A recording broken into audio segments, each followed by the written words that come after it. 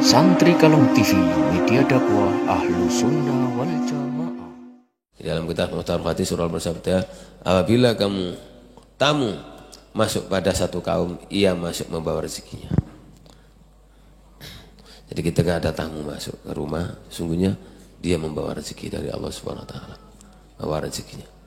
Yang kedua, apabila ia keluar, ia membawa ampunan dan dosa-dosa mereka. Maksudnya dia keluar, maka dosa-dosa kita, dosa mereka juga diampuni oleh Allah Subhanahu wa taala. Jadi makanya silaturahim itu satu amalan yang penting yang sekarang ini orang meremehkan karena adanya HP, cukup dengan HP video call. Padahal ya silaturahmi ya bertemu mestinya. Nah, kalau kecuali jauh ya. Tapi kalau dekat dalam waktu hanya 1 jam 2 jam, mungkin kalau kita ada kesempatan, ada waktu silaturahim, family, keluarga. Sebab orang bertemu itu lebih mudah akrab, lebih mudah, lebih ringan, lebih nikmat. Selama nggak ketemu 1 tahun, 2 tahun, kadang-kadang 1 bulan kita silaturahmi ke keluarga. Apalagi kalau kita masih orang tua, sesering mungkin. Ya, kalau udah keluarga, untuk bersilaturahmi itu sungkem kepada orang tuanya. Insya Allah akan mudah dapat barokah, dapat ridhonya Allah Subhanahu wa taala. Sebab ridhonya Allah, ridhonya orang tua ada ridhonya Allah Subhanahu wa taala.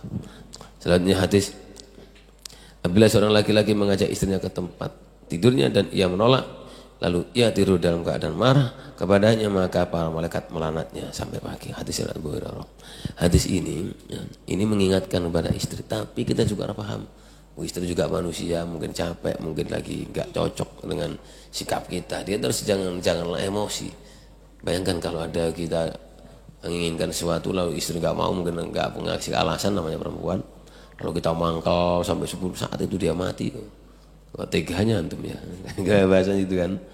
Jadi bercobalah untuk menenangkan jiwa. Sudah, mungkin ini terbaik. Mungkin lain waktu, mungkin ini yang terbaik bagi dia. Ini yang terbaik bagi saya. Jadi toto dzikirnya, toto sampai syahwat itu hilang hanya kepada Allah SWT. Jadi sesuatu yang tidak cocok jangan dibikin marah, jangan bikin hati, tapi toto dzikir merendah sampai syahwat itu hilang, sampai keinginan marah itu hilang, semuanya hilang, kecewa itu hilang, apalagi hasud hilang, sampai hanya di hati hanya ada Allah dalam hati. Maksudnya kepuji kepada Allah SWT. Itulah laki-laki yang hebat, yang bisa meredam marahnya. Hadis yang selanjutnya, apabila seorang dari kamu diundang untuk menghadiri walimah, hendaklah ia mendatanginya. Ini sunnah. Kalau kita diundang oleh famili, oleh keluarga, oleh tangga, kalau memang kita ada di rumah, ya ini. Kalau ada di rumah, ya tetap kita harus datang.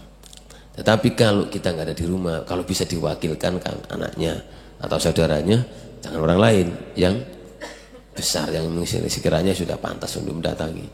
Ya.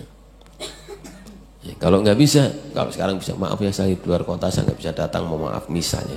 Sekarang ada HP, jadi paling tidak mengecewakan orang lain. Kalau kita ngundang orang aja orang nggak datang, semua ya stres juga kan. Ya, jadi kalau kita ngundang orang datang kita seneng, ya kita harus gitu. Harus diundang kita harus datang. Makanya saya kalau ada di rumah saya datang. Tapi kalau saya nggak ada di rumah saya wakilkan. Tapi orang udah ngerti kalau saya jarang di rumah. Hadis riwayat Imam Bukhari Muslim. Hadis selanjutnya, apabila seorang dari kamu masuk masjid, hendaklah ia ruku sholat 2 rakaat sebelum duduk.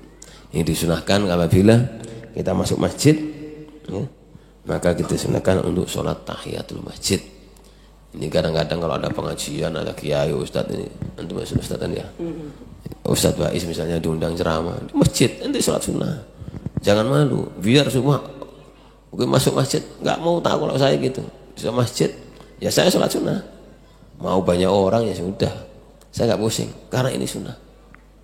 Saya harus memberikan contoh yang baik. Mentang-mentang kiai mau ceramah diundang suruh pak duduk di masjid banyak orang, udah nggak mau sholat sunnah, duduk aja. Jangan, makanya mau masjid wudu dulu. Setelah wudu begitu masuk salam-salaman sholat sunnah dulu. Saya lihat Abu Umar bin Hafid, saya lihat ulama-ulama yang soleh, ulama-ulama yang baik, ulama yang soleh itu saya lihat, para habaib saya lihat, sering sendiri, oh seperti ini. Jadi ketika masuk masjid ya cuek aja, sholat aja sunnah. Ya, cari tempat, kalau nggak ada ya di paimaman sholat sunnah. Karena itu yang dijalankan Rasulullah SAW. Bagaimana kita bisa cinta kalau kita sendiri tidak pernah enggan atau malu mempraktekkan sesuatu yang dicontohkan Rasulullah SAW.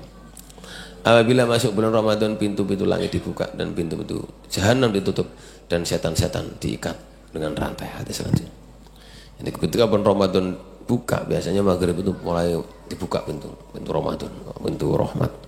Malaikat sama turun, mengikat, setan diikat semuanya. Tapi kenapa ada orang berbuat maksiat ketika bulan Ramadan, padahal setan nggak ada? Itu hawa nafsunya. Saya nggak bisa bayangkan di bulan Ramadan yang nggak ada setan, tinggal hawa nafsu, dia nggak bisa ngekang. Makanya disuruh puasa. Apalagi nggak puasa, apa nggak Ramadan? Itu ukuran.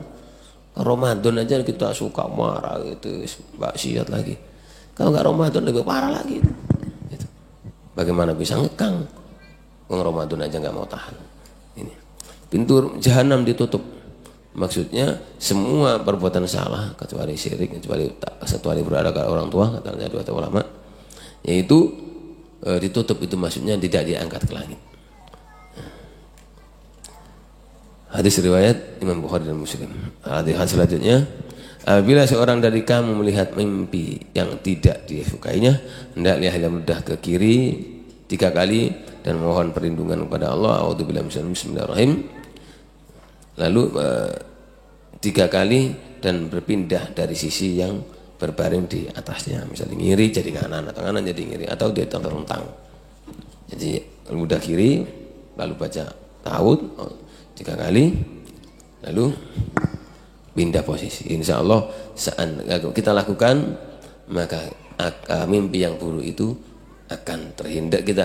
Apabila kita akan terhindar dari mimpi yang buruk tadi, seandainya mimpi itu benar, maka insya Allah kita dihindarkan oleh Allah Subhanahu Wa Taala.